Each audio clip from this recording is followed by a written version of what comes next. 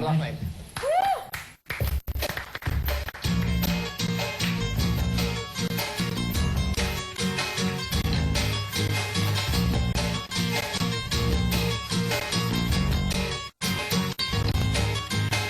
Dito sa amin kung saan ang galing mga makataulam at kanin lamang ang baya, pero kung mapaya upang masubukan at mapatunayan, lagi mong tatandaan ganito lamang ang dapat na ginagawa mo.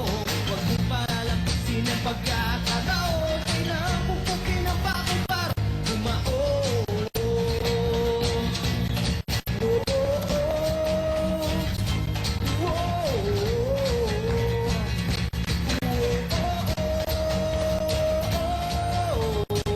Ito na muli ang isang taong di nagatubili na aking mabago yung pagtingin sa mga taong humahawak ng bigpon ng kahit maputi kay humahakbang. Lumalakas sa bawat pawis ng umapata, bawat tunog ng palakpak sa akin tumatatak, pero di tumataas aking mga paa nakatungtong sa lupa dahil alam ko na ako'y nasa Pinas. May pila sa bigas, sila lang ang sikat na pulsa'y di butas, parang di mautas, dapat ay matigas ang iyong mukha kahit pa'y matikman ang katas ng upas. Ang problema ay butas, may maayos na tela, maong hindi ko pasal. Sabi mo sa akin, hindi ko na makakaya pang habulin, mga pangarap ay ipunin at pagkatapos ay higupin, higupin ang higupin parang kaso ng may yelo. Ilang ba bang salita ang dapat kong bakitin na langit mo magbuelo-buelo? Yaman din lamang na kayo'y narito na, sige pakinggan ang bagong nasulat kong kanta.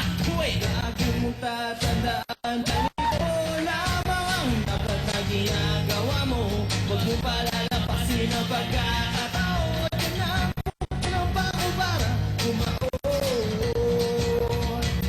Hindi mo kayang pigilan, hindi mo kayang galusan ang puso ko.